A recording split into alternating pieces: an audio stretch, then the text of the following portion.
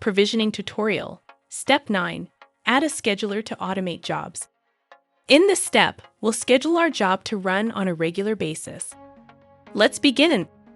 Go to Scheduler, Overview. Click Add. For the type, select Sync. Enter a name. For this example, we'll call it HR 500 AD. Following the convention source system. Click Save. Now we can configure the schedule. For this example, we'll turn off the Evaluate toggle, which is used to send email notifications in advance of scheduled runs. The Collect pane specifies which systems will be collected prior to execution. For this example, we'll add both our HR 500 source system and our AD target system. And for both systems, we'll set the maximum age to 0 and enable Stop on Error.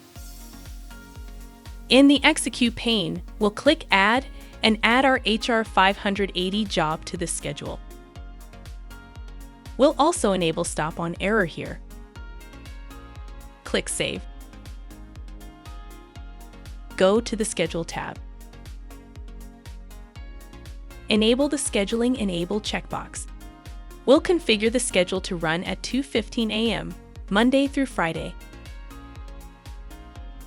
We'll click Calculate Instances to confirm the upcoming time/dates that the schedule will execute. Click Save. Next, we will perform an initial manual run and troubleshoot any errors. Go back to Scheduler, Overview.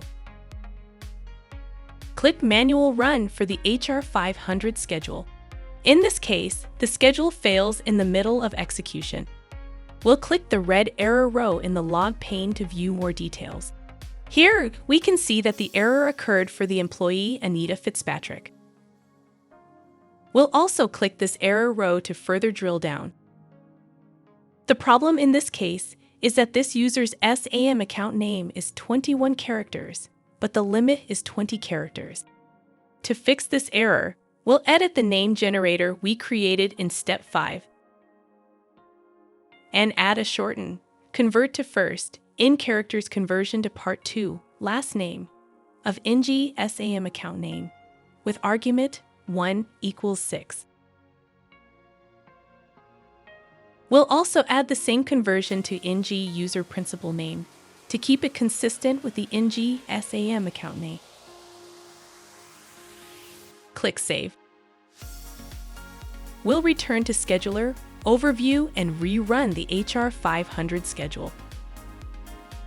This time, the job executes successfully. Make sure the checkbox has been enabled for the HR 500 schedule. The schedule will automatically run at the next scheduled time. This concludes the provisioning tutorial Step 9.